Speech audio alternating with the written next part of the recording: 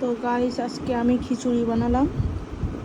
খুব সুন্দর লাগছে, হালকা একটু ঝাল হয়েছে বাট খুব সুন্দর লাগছে। তো গাইস দেখো খিচুড়িটা খাচ্ছি আমি, খুব সুন্দর হয়েছে। আমার একটু ঝাল ঝাল খিচুড়িটা বেশি ভালো লাগে, ভীষণ ঝাল না, হালকা হালকা, খুব সুন্দর লাগে। আর ফারিজের পাপার খিচুড়িটা খুব প্রিয়, সুন্দর লাগছে। খিচুড়িটা দুর্দান্ত হয়েছে, দুর্দান্ত। তো আমি এখন বেডরুমে বসে খাচ্ছি, ওই যে এসি চালিয়ে এখানে সোহান ঘুমাচ্ছে, তো আমি এখানে খিচুড়ি খাচ্ছি।